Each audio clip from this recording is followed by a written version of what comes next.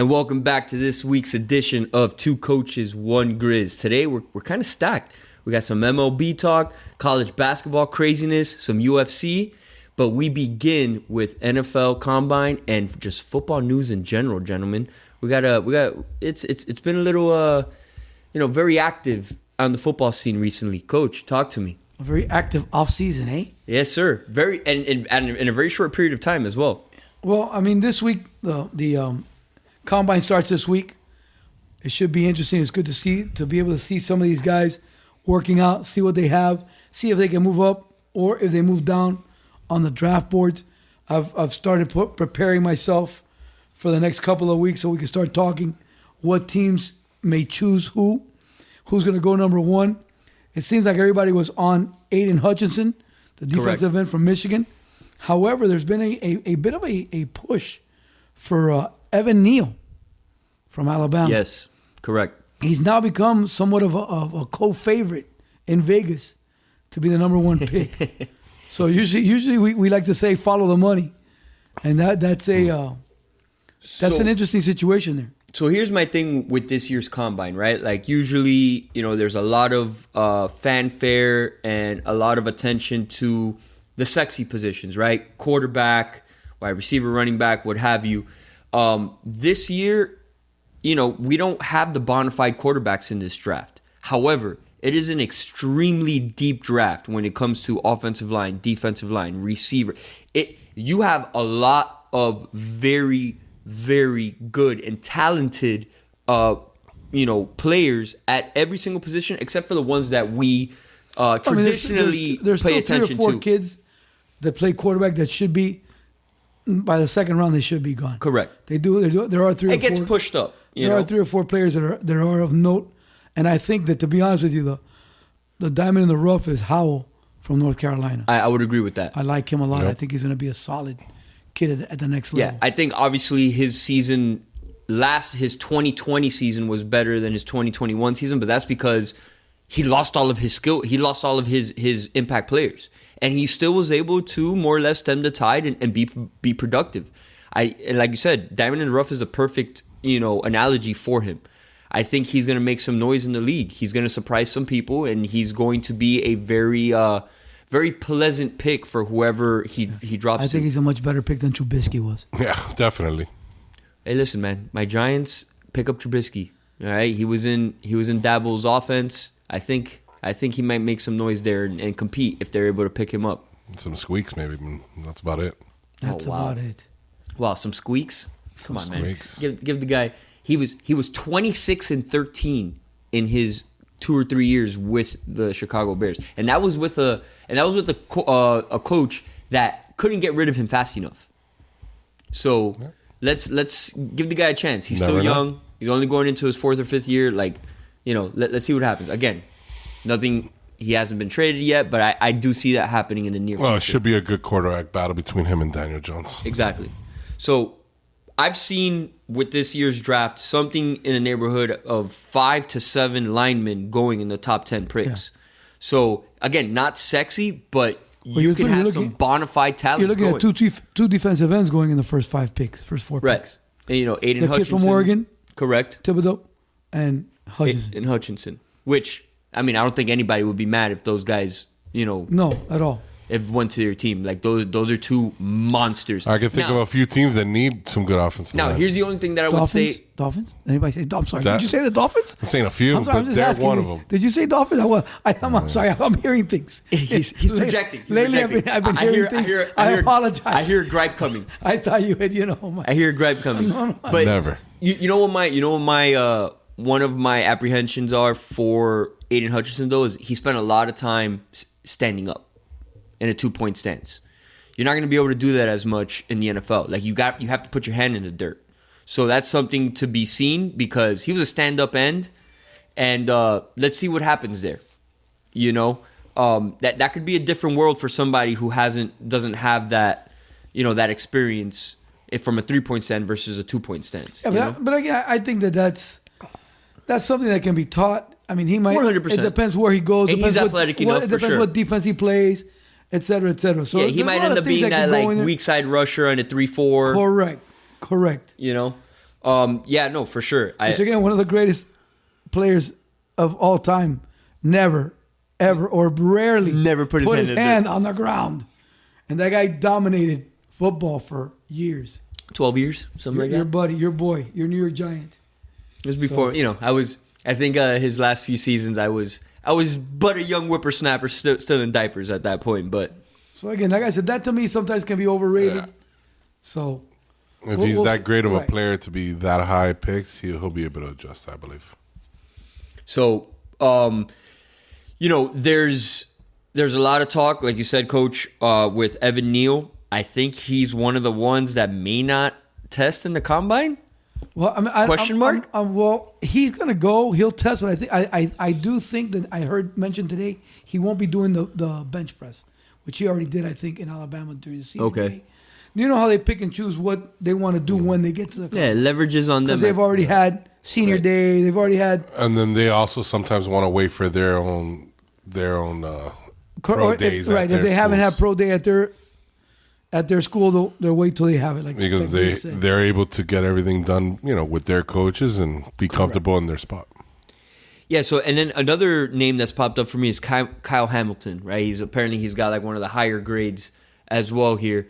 To be honest with you, Notre Dame, he just came up when I'm looking at the safety. Yes.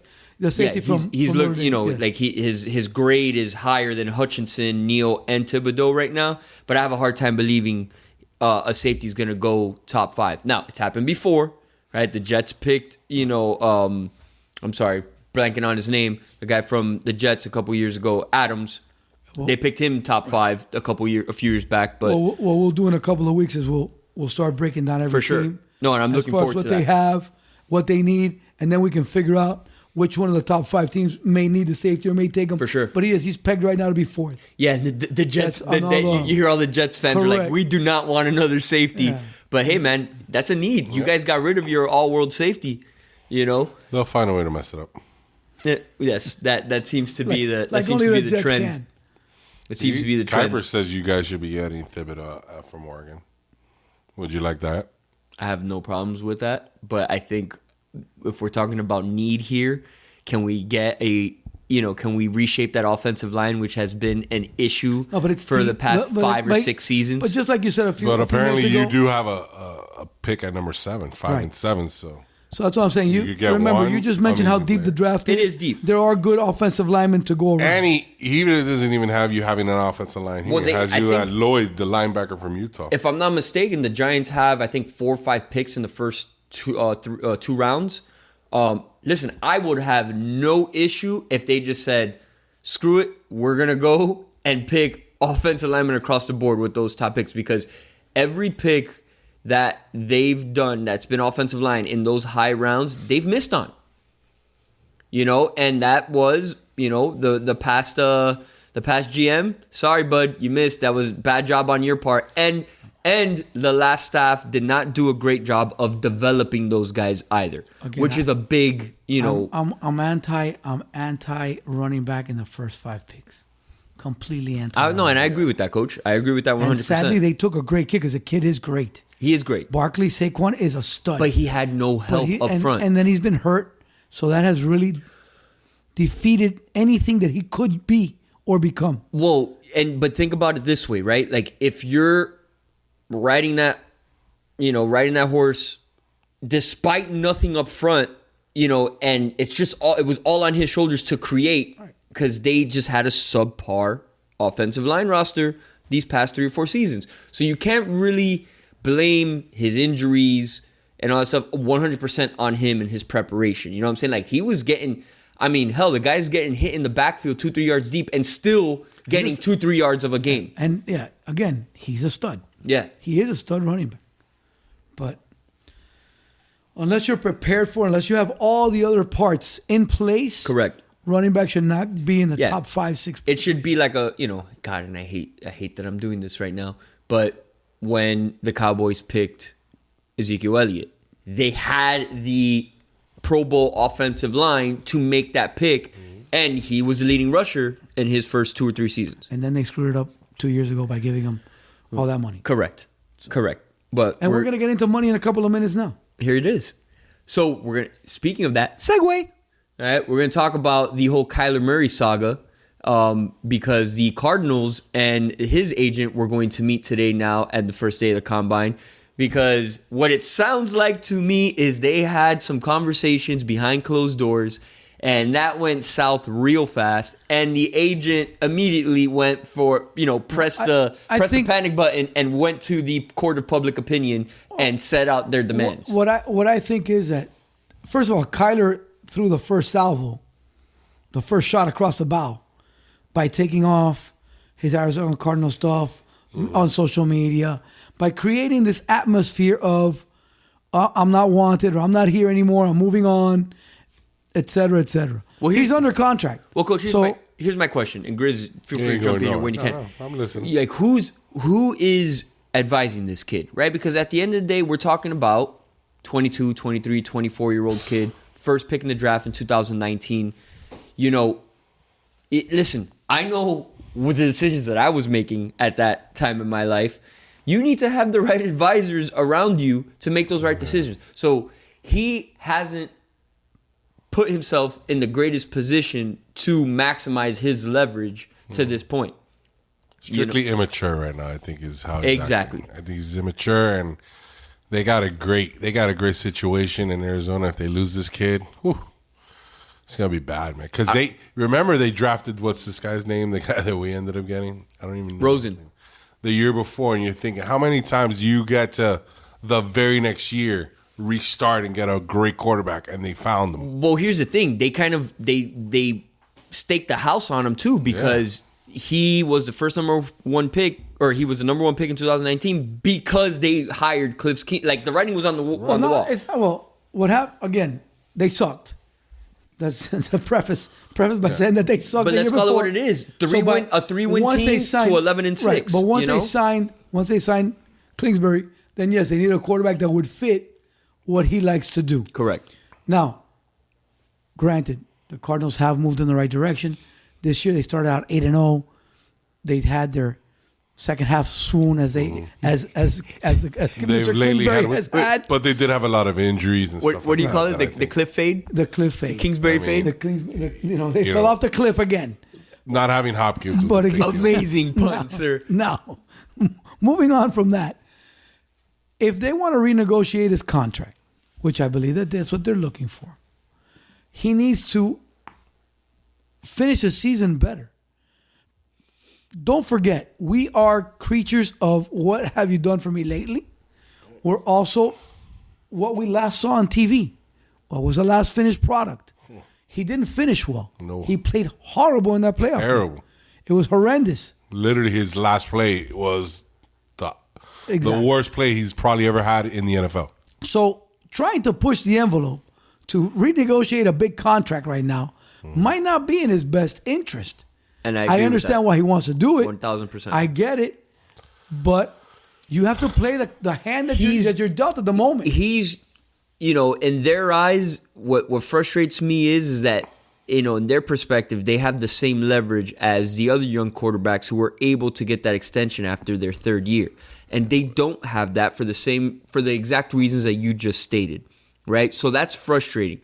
And then you have on top of that the reports from the locker room that he's not the prototypical or quintessential quarterback leader that individuals are looking for or that organizations are looking for. But the issue with those things are... He's very pouty and very immature and all that stuff. I was going to allude to that now by again, the social media aspects of it show you that he's, again, like Grizz just said, super immature.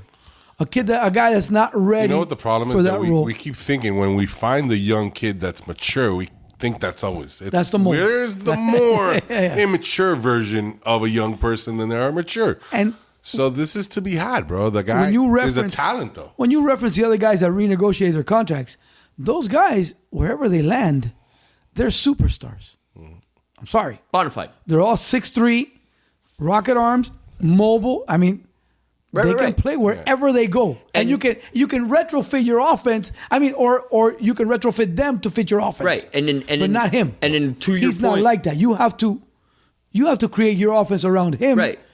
Because of his lack of size and things of that nature. And then more to your point is, the organizations did that at that point because let's re-sign them, let's get them an extension because it's going to be more economical for us in the long term because these guys are going to be bona fide. If we wait 1 or 2 more years, they're going to break the bank for us, and then we can't get the pieces around them. Correct.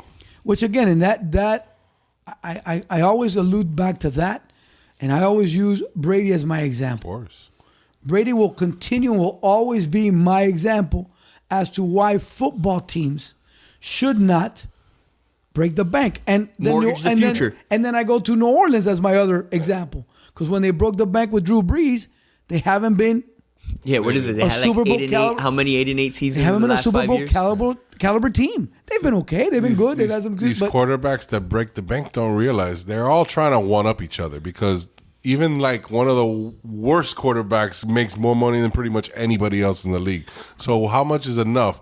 Someone like Brady realized I have a good enough that I'm willing to live with. Obviously, he had his wife makes a significant amount of money too. Making $30 million a year is pretty good. Yeah, I know. But these guys want to be. I'm the best quarterback, and I have the biggest contract. And that takes us exactly. Where do we go from there? To the Aaron Rodgers situation. Aaron Rodgers all of a sudden now wants $50 million.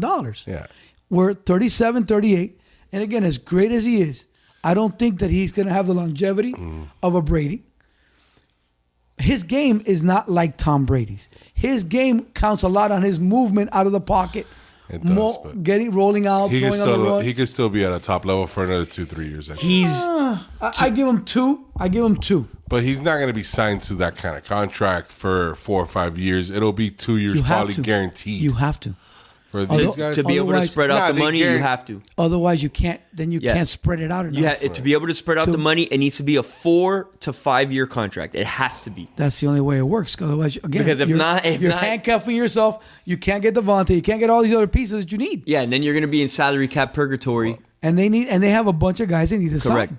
Because if they want to listen, they've had. He can't have the cake and eat it too because that's who he wants. He wants Adams to stay. Adams is not going to stay then if he's going to get that kind of money. Because Adams is going to get 21 to 22 million a year. That's what he's going to command. And you have to pay that guy. You have to. Of course. Again, you have to pay. And then you lock up 2 guys making almost $60-70 million. That's crazy in that sport because nobody else is getting paid. And I don't think they've had the team the last couple of years, obviously, that they finished with the record to be contending, but that'll end. The man's been to They can't pay the rest 5 or 6 NFC championship games. He's only broken through once. Now, again, I will be the first one to defend him and say that 2 or 3 of those were just circuses that the reason why he didn't make it to Super Bowl. I'm not saying he doesn't deserve to get paid. Okay? That's not what I'm saying. But what I am saying, though, is that taking it up above and beyond. And to an aging quarterback. Because, again, I understand the whole idea behind the Kansas City quarterback. Mahomes getting that type of 40 million. I got you. I understand. He's in his prime. But they structured that contract they knew that the first 2 to 3 years of that contract, it was going to be tight for them. But in the long term of that contract, they actually did really well. But that's why I say you can free up money. But you can afford to do that. Correct. Because he's in his prime, young guy, still has 7, 8, 9 years ahead of him without injury. And you can put the team on his shoulders for those couple years while you're you got your money in the front end. Now we're going to while the Kelce's and the other guys start moving. Correct. You start bringing other guys. Because Kelce's 34, 35 years old. Again, my issue with Green Bay is they want to keep him. But at what cost? What are you willing to do? What are you mortgaging your future on? Correct. Okay. I get it. He's 30 and he's 37. I understand he probably has 2 more years in him. Got you. But this year already he had a bad foot. The foot started bothering him. The toe gate. Listen. Toe gate. We start having issues. We start having little nicks and knacks and little problems. And all of a sudden his mobility is not the same. He just is not the same quarterback. Because and when he ad-libs is when he's at his best. Correct. So that's where he leans on. That's where it makes him the quarterback that he is. Where are you going to go with that? How far are you going to go to mortgage your franchise? I get it. Love is you're not in love with love. But again, you got to figure things out where you want to go. You have anything but love. They won't for win that guy. anything if they don't have Rodgers. That's the bottom line. Yeah, no, and I that's think they're going to have to do and whatever it takes. and they may not win anything with and Rodgers. they might not win anything. But And their spend best 50 chance of million. winning anything and would be spend with $50 million. And that's a frustrating part, Coach, because you're one of the guys that, like, there's a lot to say about the young buck issue, right? Like, they're worried, they're more worried about the here and now. Like, I want my money now.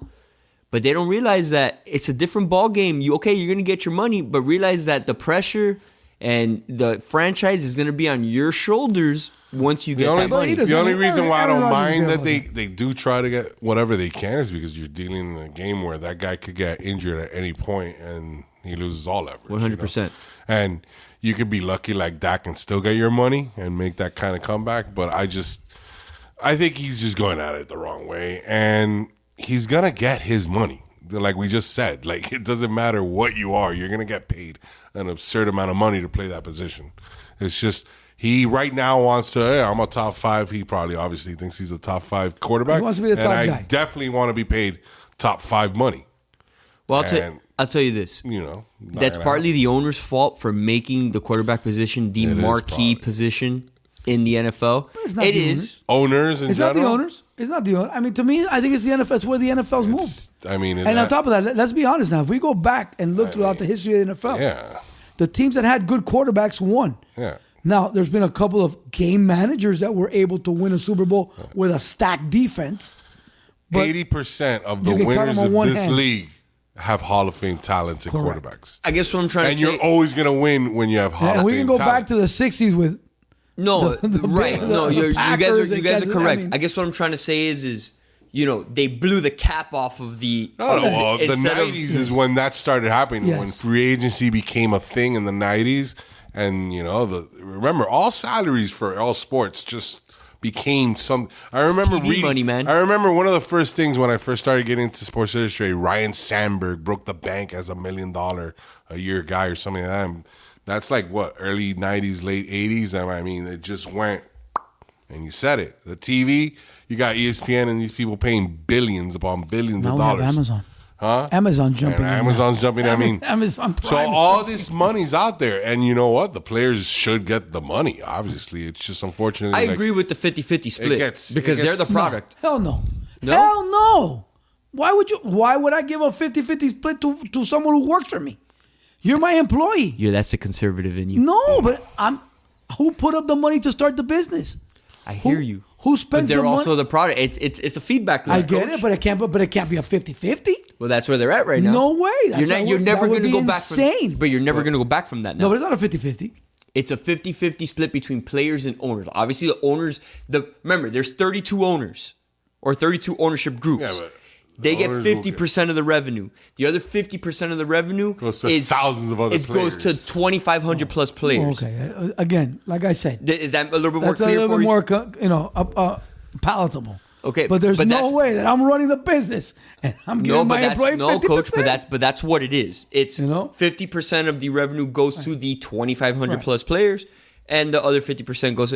And to your point, so it does work out Right, with but what you're saying. there is stadiums. There's other things that the owners bank money on. Yeah, of course. Which again, that it's not a true. It's a 100%. 50-50 split with the TV money. But they're revenues, making things tons like that. of money themselves. They're Correct. No, they're making money. But that's my thing. Like I said, and again, we'll talk about it when we get into baseball and all that. That's my issue, though. That we have to understand too that yes, the players need to get taken care of. They need to make commensurable salaries, which they are making. They're banking. They really are. No, they are. 1,000. Like no one's arguing that. Incredible salaries. Okay, but you have to also understand that the owners are the ones that invest the money. They're the ones that put up a lot of the money for different situations. And yeah, the league is back to being the number one dog. Right. And I think With all the issues that have been going on in the think with the NBA and last- baseball, all of NFL is now again ascended to its right. And I think they did right with the pay scale with the draft, because obviously the Sam Bradford situation, he was kind of like the last one that kind of broke the camel's back with the whole draft situation. But Well, yeah, they changed the whole thing about the first round. Correct. First pick. But I do think that what popped the lid off of the whole situation was the one-upping right? Especially at that position where they may need to, just like the stock market, there needs to be a correction. Don't forget that years ago, the USFL also created some of these issues with signing players to multi-million-dollar salaries that put the NFL in a bidding war, in a bind to now have to outbid them, et cetera, et cetera. I have to tell you that your segue situation is impeccable today. Like that, huh? It's amazing. We're on point today, baby. I got to tell you that. Good job. Baby. Air 5, baby. Hey, baby. So, segue. All right, let's talk about the whole situation that we have here between the old USFL guard and the lawsuit that they have placed against the Fox for the new USFL, because Fox Network has taken some liberties in saying, well, you guys have been defunct for 30 years. So we're going to use your name and we're going to use the same logos and the same team names to restart this league.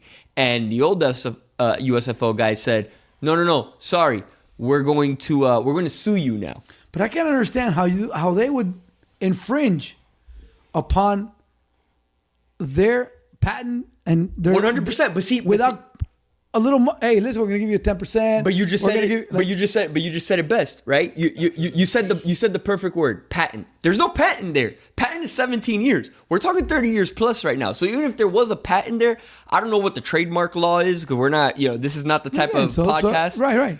But again, that's something. I mean, that'd be good to look into, so we can talk about it next week. But again, if I'm going to use your logo from your business, from your not that Prodigy coaches? Exactly. From those guys, right? There would have to be some type of compensation. I got to give who owns it. Who owns the right? Again, and we talk about owning rights because there's millions of singers that have songs that they get royalties every time their music gets used. And that's the perfect point that should be made here. Where Fox screwed up here was, we're going to break you off. Here it is. And keep it moving, because you're going to make a few $1 billion anyway. You would hope so. And again, I'm still not convinced on the way this it's only 18 this model's right now, gonna go. Correct? Yeah.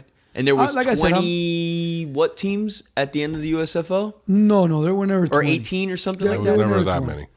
It was about 12, maybe 12 but to 14. it's not going to bring in that kind of money, I think. I mean, you also have the other XFL that's coming out too. That won't be till next. I know, but once eventually they'll both be at the same time, no? Won't they both be spring? They may be going head to head. And that's why I say I don't know how this business plan or this business format for the USFL is going to work out, because looking at the draft, looking at the guys that they picked, again, they're not picking top tier guys.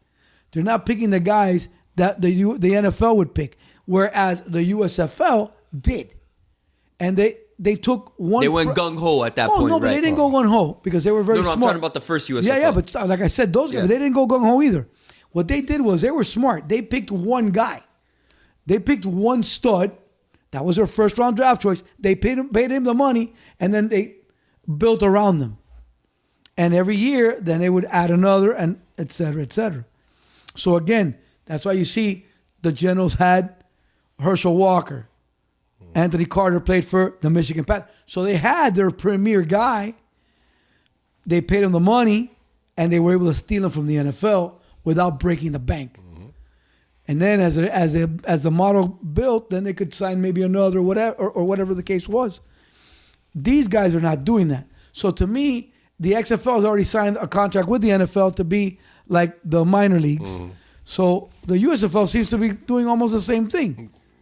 I think it benefits them to do that too. I mean, it's not like they can go. There was a different time back in the 80s where they could try to go head to head, or they thought they could. But I don't want to go head to head. No, I know, but I'm saying maybe back then that's what they wanted to do. They did. But my contention is that if you build a spring league and you sign those guys to play spring ball, you're putting the pressure on the NFL. Whether they understand it or not, you are. Because you're taking their premier players before them. You're getting their guys before them. But the type of money they could pay out is not going to be the same. Of course it is. It's green money. Mm-hmm. It's American dollars. It's all green. Saying it's not Greenbacks, the amount. baby. How do you know? The amount. But you don't know.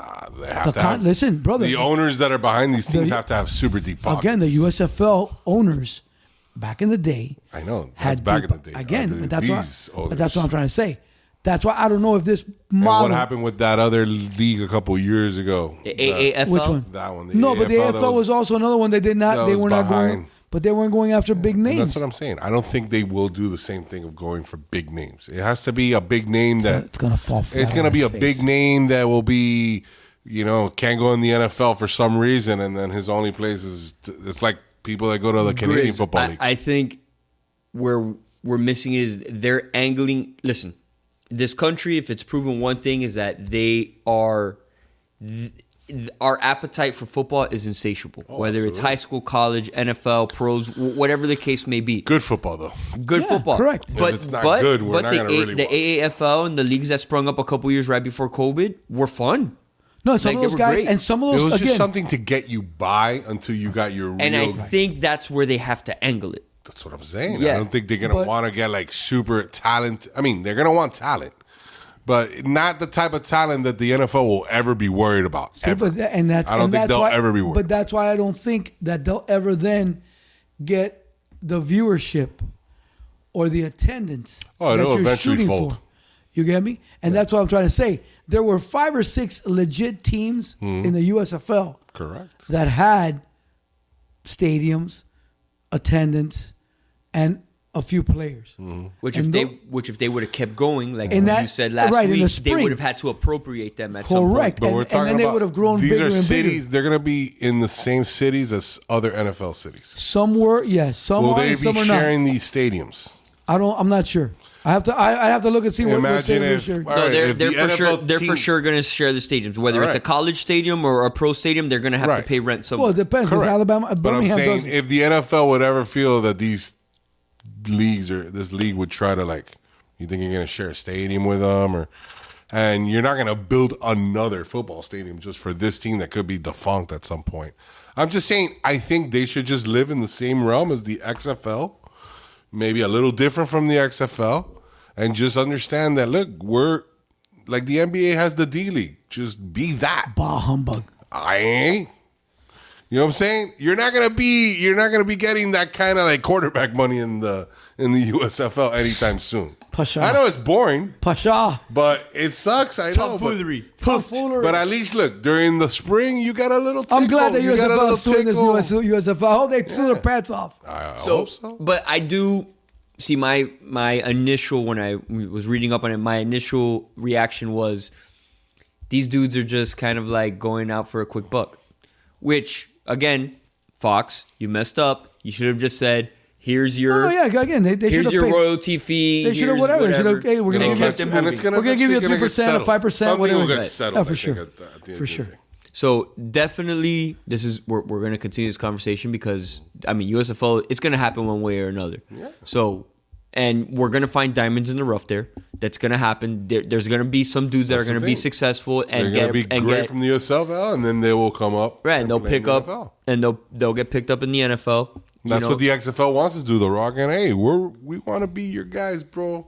They're gonna do all the crazy rules that the NFL wants to do will be tried out in the XFL. If things work, then it'll get upgraded. We go upstairs to the big boys league. I agree with you 100%. So it's definitely it. going to be interesting how it plays out in the next couple months because I'm very much looking forward to some spring football. It'll be fun. May not be the same. Maybe and the same level, the same product, but and we might as well because we might as well have some spring football because maybe we still won't have baseball by then. there it is. So it might be working in their favor. know. All right, fellas, let's keep it moving here. We're going to be right back in a moment with some MLB talk here. To be or not to be. And we are back with our to be or not to be segment. MLB, they announced today that we will not have baseball at the start of the intended season. And I know our esteemed producer here and the Grizz probably could care less.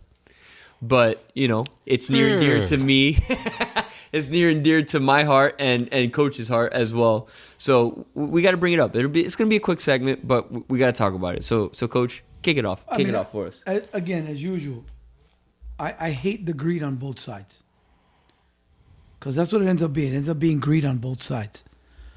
They cannot find a way to split these millions and millions of dollars that they've got coming in, that they're making, regardless of how bad the team is, regardless of all that.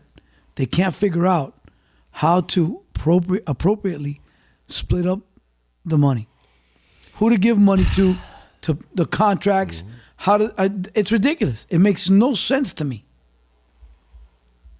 I mean, all this money that they're trying to like break apart, and you got all these people that love baseball that unfortunately, you know how hard it is to take your family nowadays to any kind of game. And you got 80 games in baseball to take a chance to take your family, and they raise the prices for any sport nowadays. And all you got to do is, bro, put your product. Because one thing the baseball doesn't need right now is to not be. See, Frankie's right, man. Maybe I don't care about baseball, but you're not helping me, Major League Baseball. You're not trying to make it fun for me, for a guy that doesn't like it.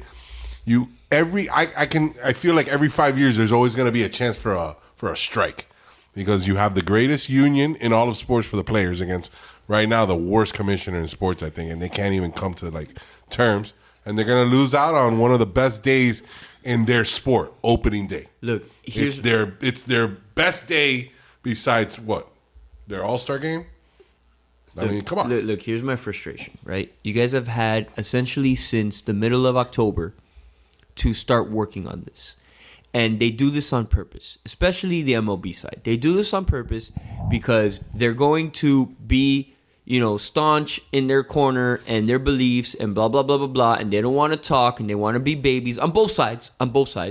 And then 2 weeks before the, start of spring training, they want to, fabricate this imaginary deadline to get talks done.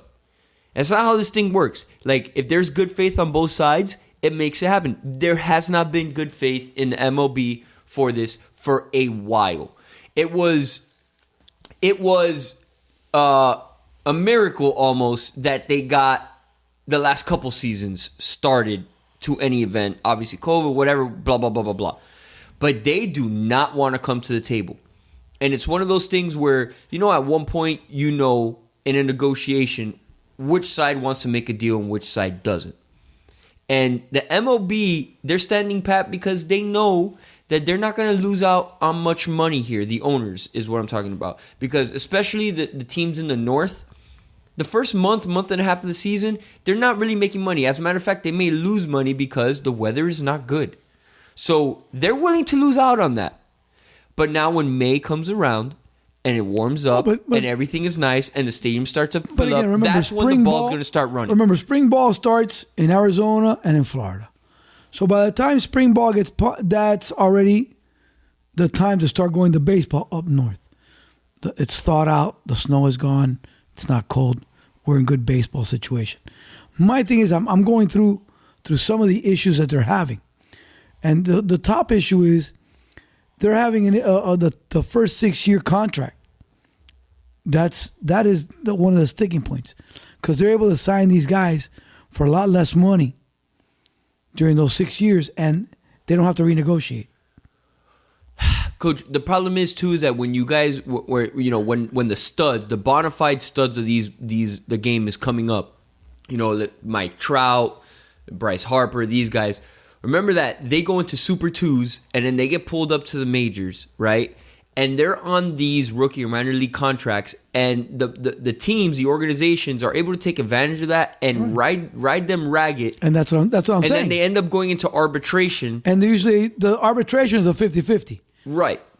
So again, and that's one of their points of contention, is that the beginning issue for players is the problem.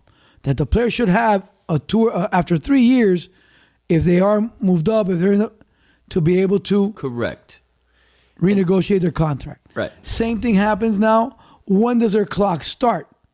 Because again, I also read a Chicago Cub player was moved up, but they didn't move him up until after a certain date, so they could still not count that as year one of the Correct, major league. Because there's a minimum games that you have to play. Right, so it added another year. So again, there are certain things, once again, that I'm talking about, that the owners, as much as I say, the owners have the right to make money, everybody, the owners also on their side have to understand and say, well, I got to let go of this. I got to sign off on that, because you're killing the game. And as we mentioned last segment, the NFL is, again, ascending, becoming a super popular game. We got away from all that garbage and political stuff that they were dealing with, and we're focused back into football and into the things that the American people want to watch. And baseball is on the sideline. They're sitting in the bench, in the dugout. They're not coming out to play. So you're losing money, and you're going to lose a bigger amount of money because, as Grizz said, I don't go to a baseball game. I can't afford a baseball game. I only go when I get invited. Well, we have connections, so we're okay. Oh, I mean, again, I've been blessed to be able to go a couple times and sit behind home plate. But then when I look at things and look at the price, it's ridiculous to get a beer, to get a soda, to get anything. You can't take 3 or 4 people to a game. It costs you $500. No, listen. It makes no sense. And baseball should honestly be the cheapest because of how many games they have. It's just correct. Correct. I understand. Even I don't understand football, but at least there's only 8 games. It's small each week. Okay, one time go out big, but you can't go back to back in baseball games. You think I can go to a series? I mean, I go to the home series of this team for what? 3 games? Oh my God! Might as well just sell my car. And even if you get nosebleed, it's like. So I think, look, here's my outlook. I started in sports as a baseball fan. I think 100. It's not about you. Let's move on. I'm not making it about. Let's go. Go ahead. Why are you screaming at me? Go ahead, bro. Let's go. 162 games is too much. But that's the season. That's the season. You can't mess with the season. Coach, no, they can mess with the season. You can make it 140 games. You can make it 100 and whatever. Round it out. I mean, it used to be 144 you want 150? games. It used to be 144. Oh, you like 150? But it creates more urgency because 162 games over 6 months, it wears you out. And right now in this generation, as you well know, in our coaching career, we do not have a long attention span with these youngins with these sports. The COVID season was what? 62 games, I believe. Games? I mean, that was fine with me. But even then, get more games. Okay, I'm not saying to cut it in half, but it was 144 once. I think it should be at least between the 120 to 140s. It creates a sense of urgency, exactly. Coach. It's like. I mean, listen, again, I'm not there's stuck teams on that are like 2 months in, they're out. Right. You know what I'm saying? You're 20 games behind. You're pretty much the next 4 months just calling it quits. You just you're just showing up to work to collect I'm not stuck on the amount of games, and that's whatever. That really 162 is a lot. They need a bunch of different things besides the amount of games. Exactly. To make it a more enjoyable process, speed up the time maybe between pitches. Who knows if you put a shot clock on that thing or certain things that they should already know. Listen, the analytics part of the game, and not purposely, has made the game. It's gotten better in the past couple of years with the changes that they made, but the whole analytics situation has made the game almost unwatchable because now these dudes who's never played the game in their life, they're sitting behind a computer and said, "Okay, we can send this pitcher out for one batter." Pitching change, another pitcher out for another batter, pitching change. That's what made these games 4 or 5 hours. I need a specialist to get one guy out. Oh, no. I mean, what makes the games 4 and 5 hours is the time between pitches. It's different factors. Bringing in switching in a pitcher. Yes, I understand. The 3 batter minimum is one of the best things that they've done in the past few years. They don't let the starting pitcher barely do complete games anymore. Well, they say they're orange because now they have the bullpen. Yeah, listen, so, that's horse doo-doo. Sorry, we're a everyone show here. That's horse doo-doo. Horse manure. Huh? Horse manure. It's horse manure because listen, back in the day, the dudes were pitching extended inning games and doing 220 pitches, and nobody complained. Okay. There's nothing. There's nothing more. We have to adapt to that. But Grizz, But there's it's a nothing little- more it's a little special different, but than it's being different. in the Once again. stands and the dude's going into the 7th or 8th inning with a no-hitter or a perfect But you game. have to understand- You keep that SOB in. Yeah, Okay. but they kind of do that still. No, they don't. There's guys that have no-hitters and they take There them out are after some. 6 There are innings. some. No, but but it some of dep- those have been coming off injuries, I guess. But they'll still a regular guy that hasn't been hurt. I've seen the guy because they still say no hitter at the end of the game. Now, That's different. But the thing you said about the one pitcher specialist, I could do without. You know, like That's what I'm I saying, think that's like, a little we- absurd. Now, the pitchers do have a lot more stress on their arm than they did back in the day. They do pitch a lot harder. Okay, they are differently built than they were back then. But Coach, but we're also not talking about the dead ball era that ended in like 1920 or whatever. It's you know not what I'm saying? 1920, but still. The dead ball era was Okay, back then. Again, pitchers' arms, they throw on Gas, average. yes, on gas, average, yes. they're all throwing mid-90s, that was not back then. Back then, if you had two guys that threw 90, you were like, oh my God. Okay, that didn't happen. That happens now. Everybody has 4 guys that throw mid-90s. So again, the amount of stress that their arms go through. So I understand on a pitch count. I understand 7 innings. I get that. But like Grizz said, sometimes you get a game, they pitch 5, then they bring the other guy in for 2, then they bring the other guy. And yes, that does slow down the game. But I'm sorry, there is a certain amount of strategy. If you're a right-handed batter, I want a right-handed pitcher throwing to you because the ball falls away from the bat, et cetera, et cetera. Same thing with a left-handed. Okay, and that's why you see that the manager in the dugout, he switches the batter, and then they 1,000%. there's different but again, strategies. but with the That's specialist why part, this because game is losing its lust. 3 or of- 4, no, not 3 or 4, but like 4 or 5 years ago, it got to the point where this guy's coming in for one guy. Yes. And then we're taking out. Yes. That's a 20-minute, 25-minute segment of the game right but there. no, it shouldn't be 25 minutes. The guy's already But it warm. got that stupid. He should throw 5 pitches. He's good. And I do like the idea of a shot clock situation. Pitch clock? That would be good. That would be fine. 45 seconds between pitches. Something to be able to shorten the game. I'm also over the umpires that they always want to take center stage. They always have to, kick someone out if they have any kind of discussion.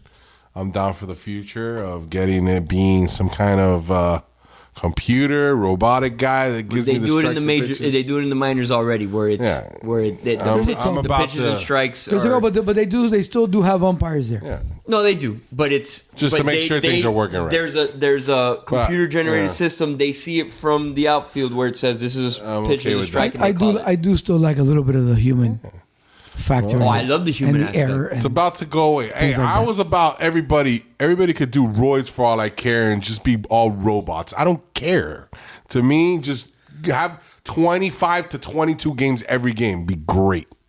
every Let's game. yeah, man. See, you guys are purists. Okay, that's fine. I didn't grow up that purist, Whoa, bro. I wouldn't call myself a purist. Yeah, you kind of I are. like baseball. I mean, again, I don't watch every game. 'cause You I gotta don't. understand, this sport is 3rd or 4th in the national rankings for the last 20 years at least, bro. Baseball to me, and it to some people it could be even a regional sport now.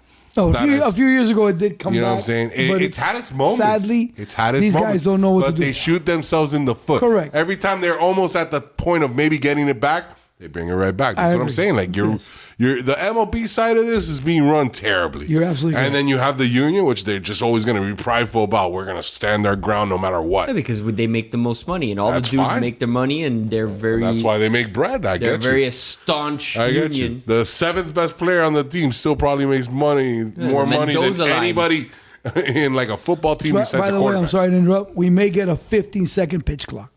There we go. That would be That is amazing. something that's that would be better. received a lot of positivity. Yeah.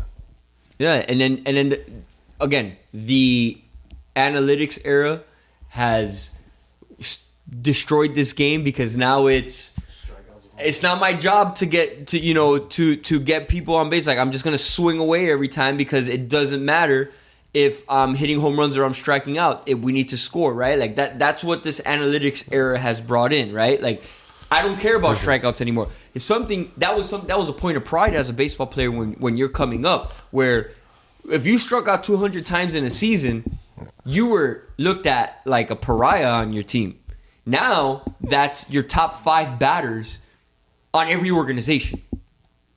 because they're swinging for the fences, right? Bat angle and all that Yeah, stuff. it's either home run or we strike out. That's Because it. every single one of us who played Little League Baseball, you struck out. You know, what the F, dude? Like, what are you doing?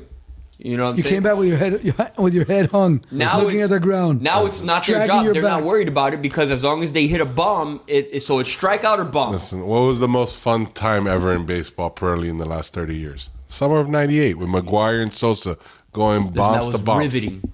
And I was...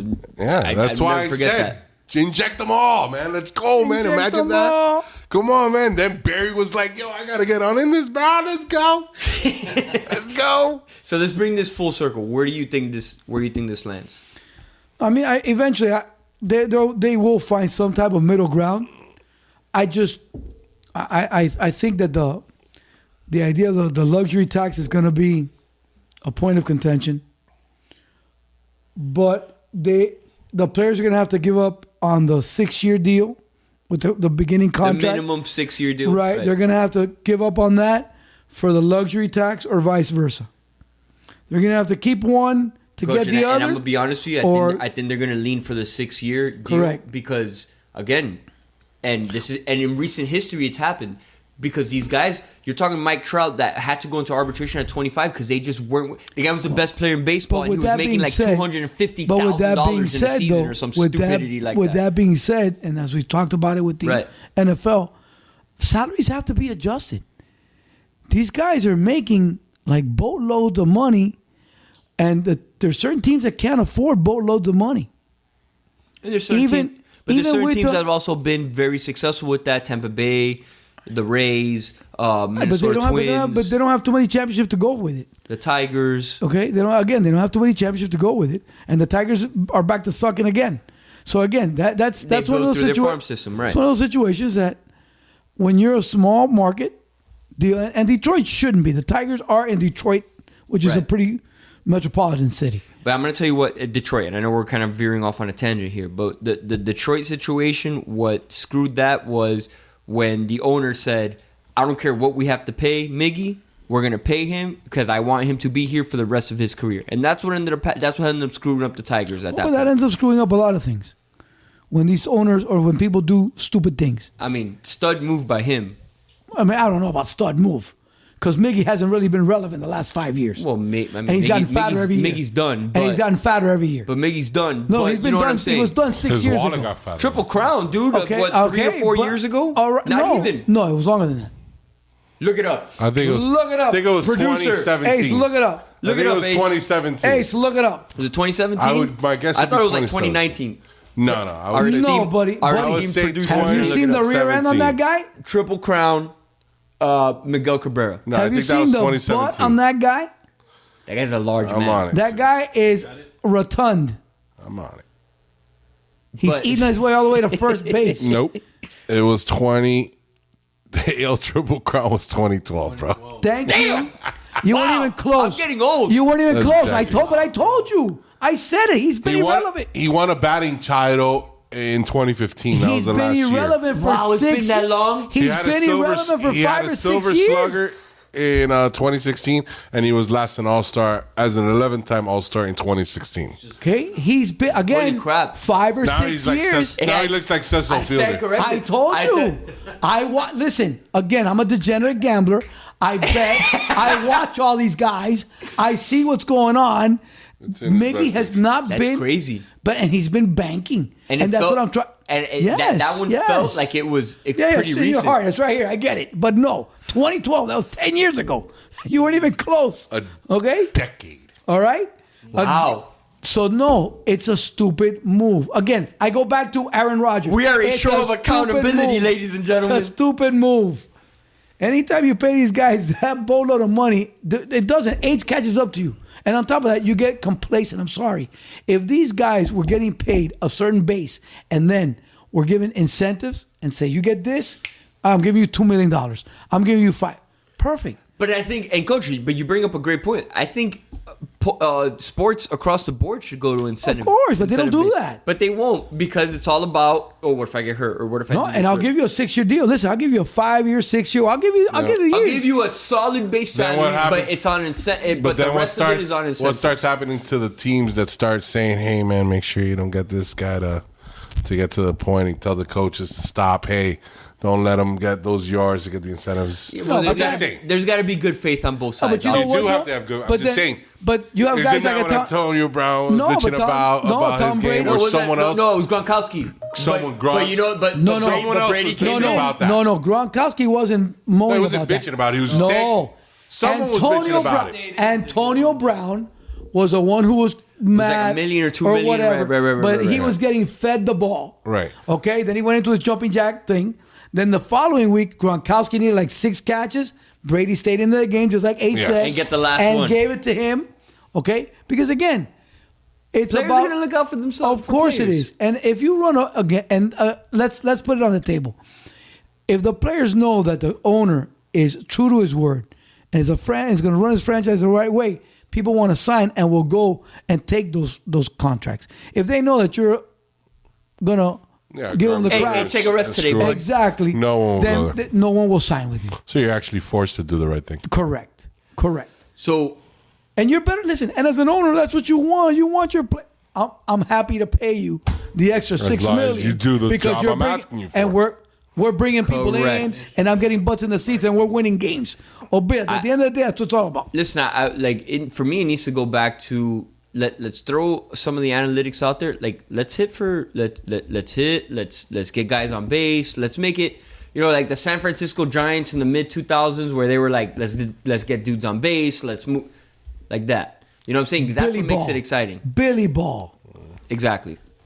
Bruce Bochy, shout out. You're my boy. Love you. But it wasn't Bruce Bochy. Billy Ball is Billy Martin, sir. No, but I'm saying Bruce Bochy. I get you. I know he's your boy. I know that's my boy. Love that guy. As I was saying, Anyway, baseball, I think, is screwing it up. I'm gonna say, and so back to the initial question that I had. I think optimistically mid-May, to be honest Oh, with you, that's generous. and it may be June. To be honest with you, I think we might have, gentlemen, an 80-game season this year. No, it won't get cut down to that. You don't think so? No. You can, No. You think they're gonna Yeah, condense it? you'll still get you'll get 120. You'll get at least 120, at least. Listen, definitely to be continued. Okay, we're gonna come back with you right now in a second with some college basketball madness that happened this weekend. Grizz said it off air. We had March Madness in February earlier, so we're gonna break that down for you in this next segment. Stay tuned. And we're back with some college basketball madness that happened this weekend. We got a lot of ranked teams that took a dive this weekend. Fun stuff. Again, last weekend of February, but it was already some March Madness going on. Coach, drop it on us. Well, we had seven top seven teams lose for the first time in the history of the NCAA as far as them being ranked. We had the number 1 team in the country, Gonzaga, was dropped by St. Mary's. It's funny that we mentioned most of these games last week going into Saturday, and the Grizz circle, make sure he said, I'm going to circle that one. They always Gonzaga play was them playing tough, at man. St. Mary, and yes, they're built yes. to beat Gonzaga. That's Correct. Their last 10 years is all they want to do. That's their number 1 rival in the WCC, and St. Mary slowed the game down, beat them 66-57. Did a great job of limiting Timmy and being physical with him. The number 2 team in the country lost to Colorado, 79-63. Oh, they were smoked. They got smoked out And of there. Colorado's not that good. No, they're not. Arkansas beat Kentucky, and again, we talked about that. That one I would agree. I think you said also I saw that one coming because Arkansas's been playing really good. Well, we discussed that. We had Tennessee beat Auburn, 67-62. Michigan State beat Purdue. And last but not least, TCU beat Texas Tech. So it's crazy, right? Because we're looking at this. We talked about some conference play last week. And you look at this, right? And this is all conference play here before going into the conference tournaments. And holy crap. You know, like you had all these underdogs coming in and just surprising the hell out of their conference foes. And Coach is a big proponent of these games are different when it's in conference play. They know each other. They play each other several times. They got the scouting book on them. So very interesting to see. Does this bode, or is this foreshadowing in any event for their conference tournaments? Gentlemen, thoughts? It's hard to say it's foreshadowing. To be and I'm sorry to cut you off, because these are top dogs going down against mid-tier teams. Well, but okay, it's not a in the conference. But St. Mary's is not a mid-tier team in their conference. St. Mary's is only number two to Gonzaga. Now, do I think it put Gonzaga in a different mental state now? Yeah. I think this is exactly what a Gonzaga needs to go into the tournament and go into the big dance. They got beat. They were never close. St. Mary's led coast to coast, was physical with them, et cetera, et cetera. So it shows Mark Few what he's got to get done to make sure that his guys can get to the Final Four and maybe finally win that national championship they've wanted. A team like Purdue, they have trouble with the pick and roll, and they keep having trouble with any offense that runs that. What's Painter going to do? How are they going to fix it? All these games show these teams and their weaknesses, and what can they do to make sure they can get back on track and get focused not only to win their conference, but the big dance, which is right around the corner, which is everyone's goal. Right, I believe that's the goal. And out of those 6 teams that lost, I think the only team that I didn't, the worst team there is Colorado. Every other team played. Tennessee's been a top 25 team this year. You have Michigan State that beat Purdue. That's been, you're always going to, you got Izzo, man. You're always going to have a chance with that guy. I mean, I think it's just that this time of year and lately, we haven't had that dominant, undefeated presence team that, shocked them up. This is one of the most. We've talked about it all season. We've been talking about it for weeks. Season, number one team, you were number one, you lost. They switched to number one like 5 straight weeks. This year, and guess what? Who knows? This will probably be the most chalk March Madness ever, man. Because you know why? It's madness. You don't know. The tournament could be, the tournaments for the conferences could be, Purdue comes out and wins it all now. Hey, the Gonzaga. I believe Gonzaga is going to win everything. Go to the Final Four. You got Baylor. They beat Kansas. I mean, Baylor was a champion last year. I think these teams.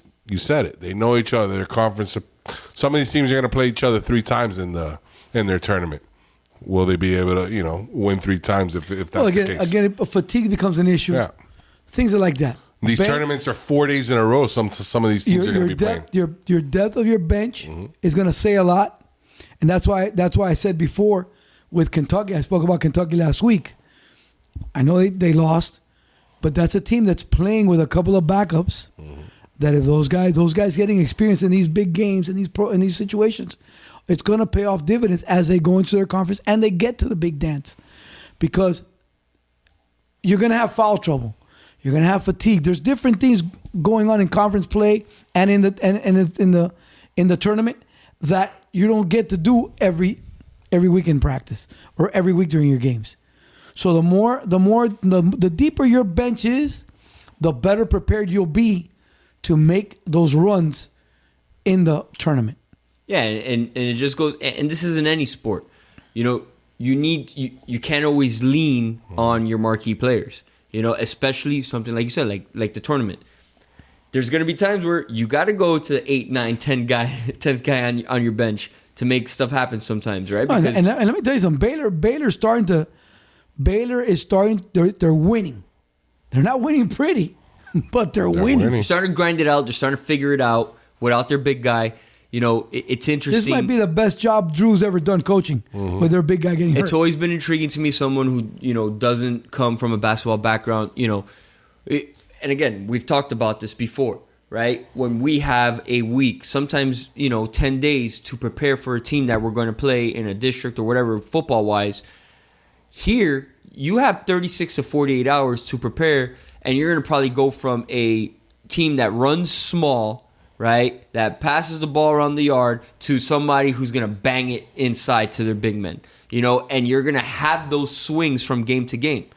So it's always, this sport has always been intriguing to me in that sense and how they adjust accordingly. And this is the ultimate test, right? It's the ultimate gauntlet to be able to look at that. Now, conference play, right? Many little preparation time there, but it's the ultimate test in the NCAA tournament, and that's fun to me from an outsider, just a fan, just someone who watches. Because I don't know how to analyze a game like that. And you got to and again, don't forget that many of these games in some of these tournaments coming up will be an away game or at a neutral court. Mm-hmm. So that plays a lot to it.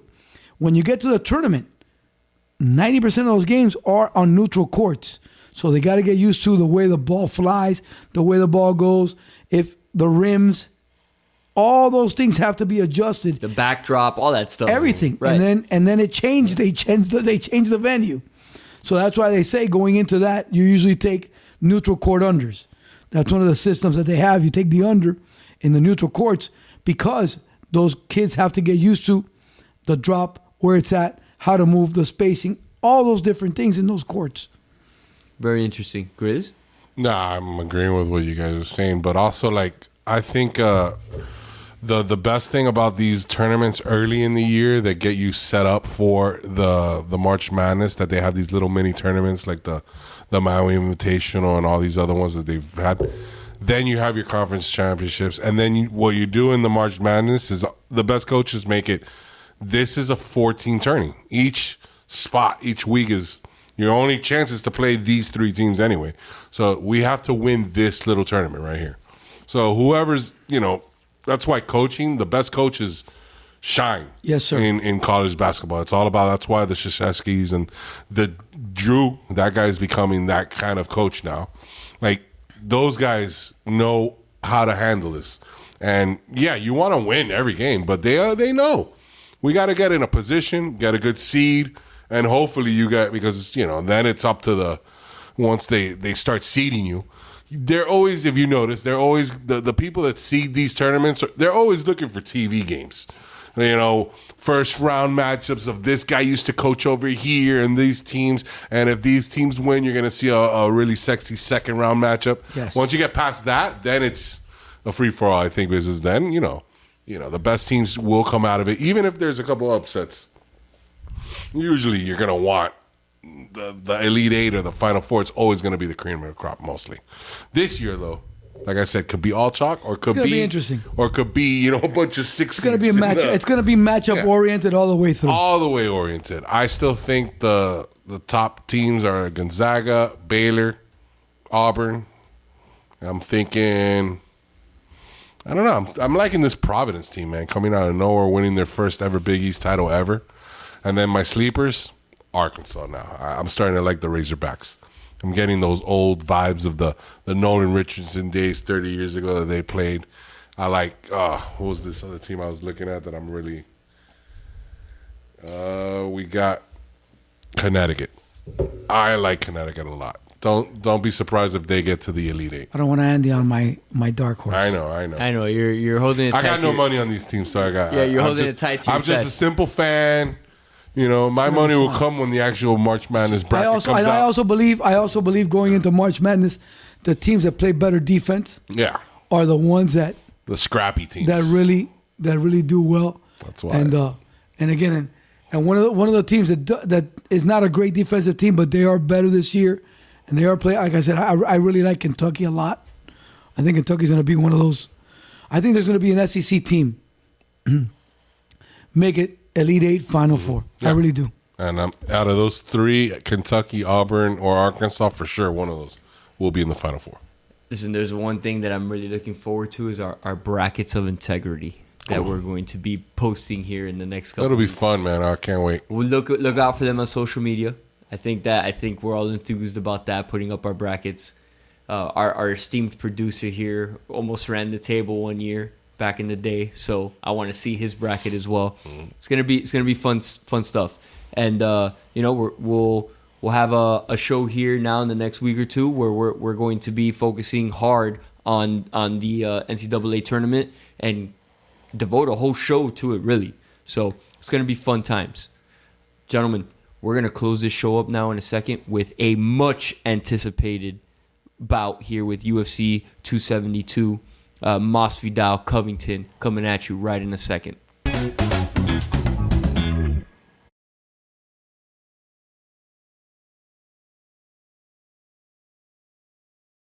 Are we on? Oh, we're on.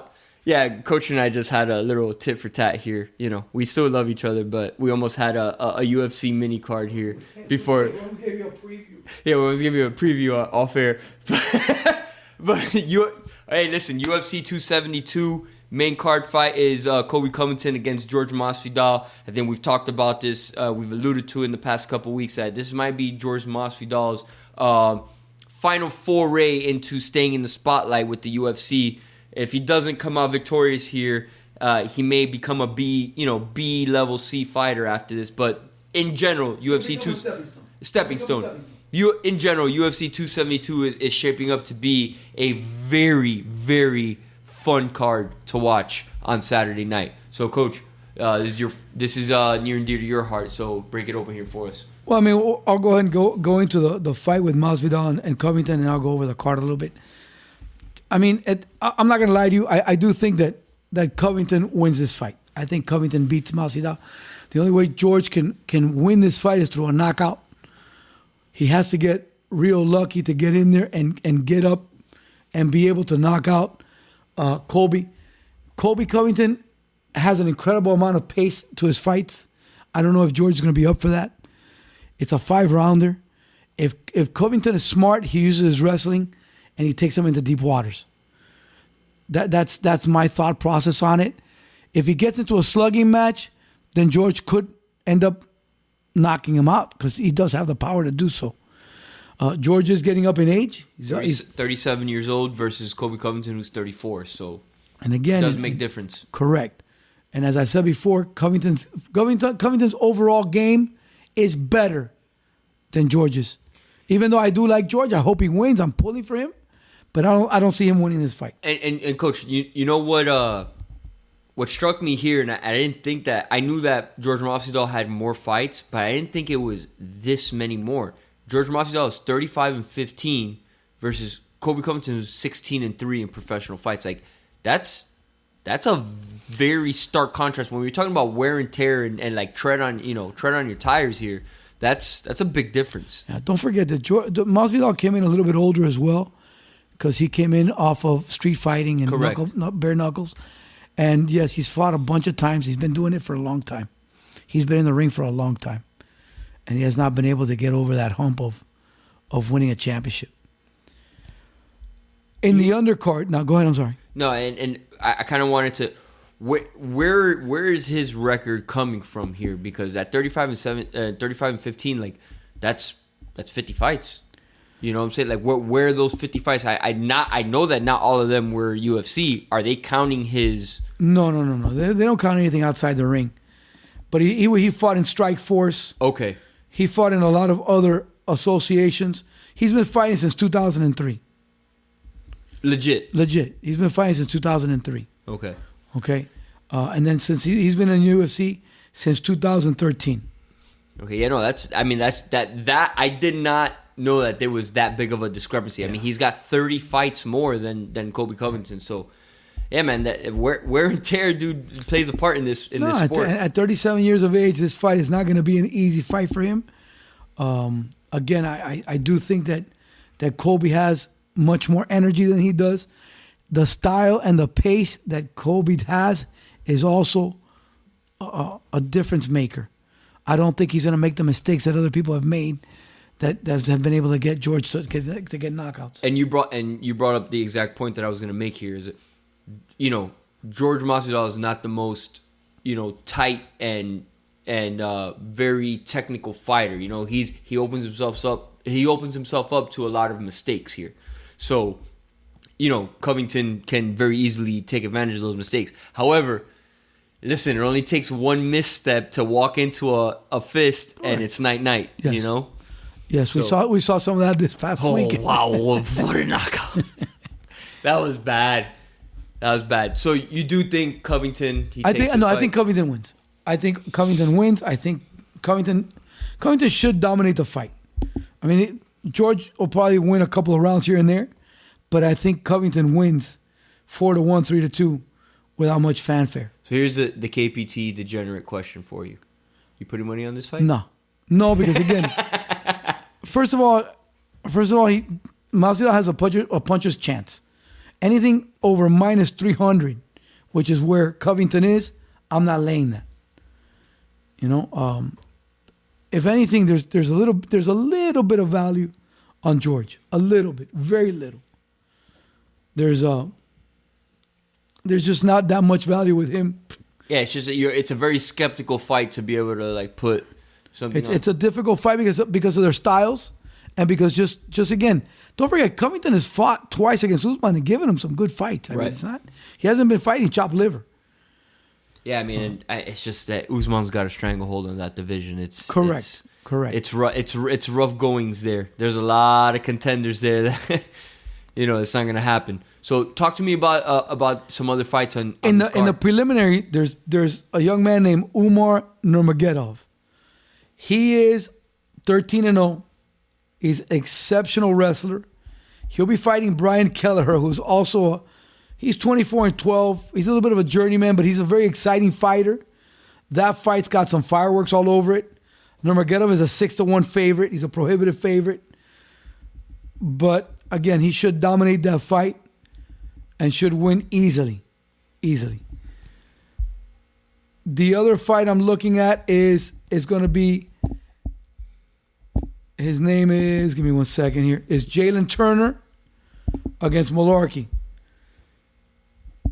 Again, Jason Turner is the favorite because he has such a long reach and he's taller than Jamie Malarkey. But Malarkey is 14-4. He's pretty good on his feet. Does a good job wrestling. He's from England. That one should also be a good fight. And I there might be an upset there. The price is right on that one. You're going to get a Greg Hardy fight, which we'll see how that goes. That one usually has fireworks. Yeah, there's also another fight with the Cowboy. The Cowboy's on here. Yeah, Mr. Oliveira.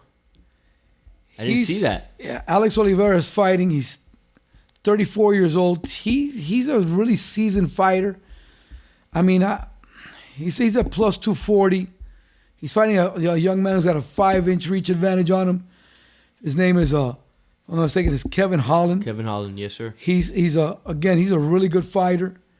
He's a striker. So, again, it's his last 2 losses were to Vittoria and Brunson, who are excellent fighters. That's going to be a really good fight, and maybe a little money on the underdog there wouldn't be bad because Oliveira is very, very good grappling. He knows his way inside and outside the ring. The next fight is Edson Barboza against Brian Mitchell, but his name is Brian. Bryce, I'm sorry, Bryce Mitchell. Again, he's 27. He's a good upcoming fighter. He's 14-1. Edson Barboza's solid. It's almost a 10-year difference here in age. So Edson Barboza's a solid fighter. Always comes prepared. He's been having issues lately with getting knocked out and things like that. He's 36. Again, a savvy fighter, Brazilian. These older guys in these fights are going to put up some good fights. And then the co-main event is going to be Dos Anjos versus Moicano. I think Moicano just took the fight because the guy that Dos Anjos was going to fight had to pull out. This should be a great fight. Moicano should be a prohibitive favorite here. Oof. Yeah, 37 against 32. Yeah. There's a 5-year age gap. No, Moicano's up and coming. He just won a fight a couple weeks. I want to say about a month ago. Yeah, he's an excellent fighter. Moicano's on the rise for sure here. He's a kid that's not a kid because he's 32, but he is a solid fighter. And Rafael Dos Anjos is a legend. So that's going to be, again, it's a great card. It's a really, really good card, top to bottom. I suggest you watch it. I'm super excited for this one.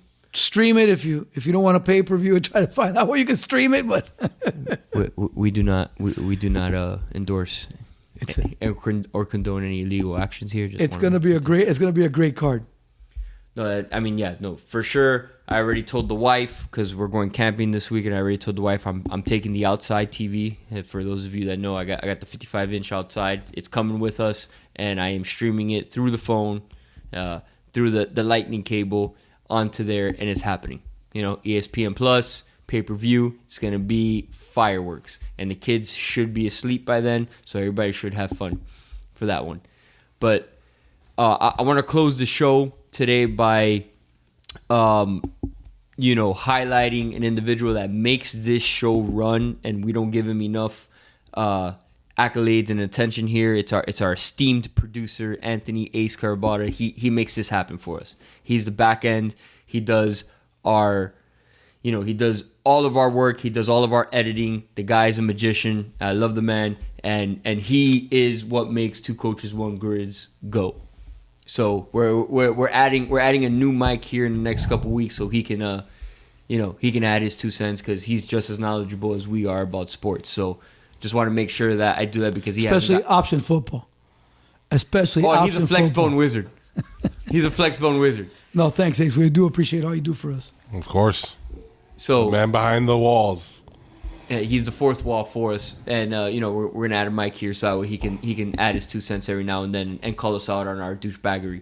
So, but just like anything else, ladies and gentlemen, share, follow, listen, share with your friends. It's been an amazing experience. We have fun as always. This show was amazing for us. I had a exceptional time tonight. Super fun, gentlemen, coaches, Grizz. We have anything to add for tonight? No, just as always, the sentiments are always the same. Let us know what you like. Let us know what we're doing right and wrong.